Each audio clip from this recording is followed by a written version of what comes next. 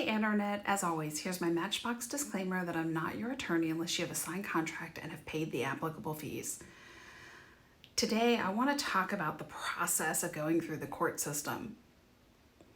Before the pandemic, when I had clients in and out of my office, I would draw charts and tables and actually show them in a visual way, not just verbal, of how the process works. And in recent months, I'm realizing that while a video conference and telephone conference, they're so convenient, sometimes they're not enough to fully explain the actual court process.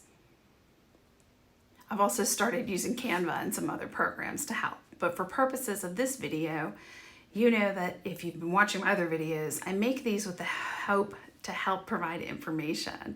And please understand this is not legal advice. So let's talk about the first part of going through a divorce or a family-related litigation, which means you're in the court system. And we're starting from the point where you have interviewed attorneys and you found a lawyer that you like. The first part of the case is where your lawyer files a pleading. And once the pleading is filed, service happens. And this can happen if the other party signs a form in front of a notary. Sometimes the sheriff or a police officer will deliver the forms, or somebody just dressed like this will come and deliver the forms because they've been authorized by the court to serve pleadings.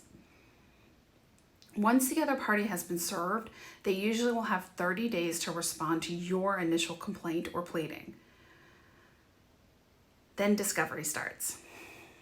And discovery is usually completed within 6 months. I say usual because there's always exceptions to everything, but typically it's 6 months.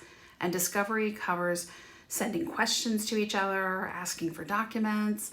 It also can entail taking depositions or sending out requests for information to people outside of the parties, like a bank or an employer.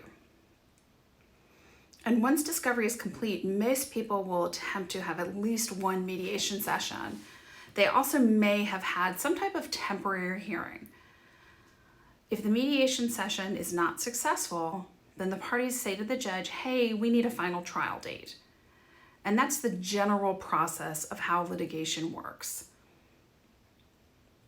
There are certain counties, for example, in Fulton County in Georgia, where even if you've had mediation, if a large enough amount of time has passed from the mediation to the final trial, a judge may ask the parties if they're interested in attending any other form of alternative dispute resolution.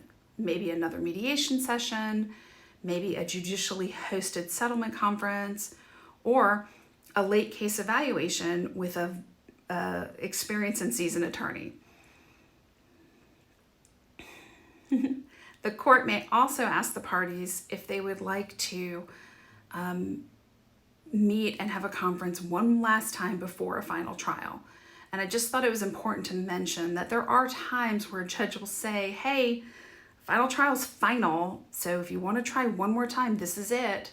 Because once that final trial starts, it's going. So if you're watching the video and you're saying, wait, I still don't have a clear idea of what the timeline is, I'm going to try and do it this way with some actual time. You probably met with your attorney a month or so before everything's filed. Let's call it 2 months. Then if you get it filed and you get service immediately, even with it's in within 30 days, we've got 3 months now. And then remember, the other party has 30 days to answer, so that's 4 months. And then we know that discovery takes 6 months to complete on average, so now we're up to 10 months. And then we may want to schedule a mediation. And remember, you have to coordinate with your attorney, the other person's attorney, the parties, the mediator. So that could add another 2 months. So now we're at about a year. And then if mediation doesn't work, we have to ask for a final trial date. And remember, that is subject to what the judge's calendar is. Not mine, not yours, nobody's. So if you add another 3 to 6 months, we're now at about 15 to 18 months out. So then if the judge does have time to have the hearing, you have to remember that at the conclusion of the hearing, there has to be an order.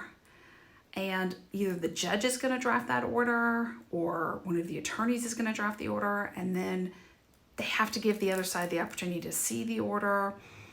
The judge has to give everybody an opportunity to make sure that they're comfortable with the way things are drafted. So that can add another month or so. So now we're up to about 20 months or so. And I think that's where it's really important to impart on people that most divorces, I think, on average, probably takes somewhere between 15 and 24 months to complete. And remember, this is without discussing any type of special custody evaluations, guardian, financial professionals. This is just kind of an outline of the very basic steps of litigation. And when people come to me, I do say to them, sure, Georgia says you can be divorced in as little as 31 days, but it's so unlikely. A lot of people go online and they read it in my office and they say, oh, but the internet said it should take me a month. The shortest divorce I've ever done in my career was 6 weeks. I think one of the longest divorces was probably 5 years. And on a side note, it was 5 years because the other side wanted something that was really unreasonable and unrealistic. And when we did go to trial, the court agreed with me and entered my order verbatim. But that's usually when cases get long, and I've said that before. It's when one party is just asking for something so outside of the reality. So I hope that this helps give you a basic understanding of the timing and the process.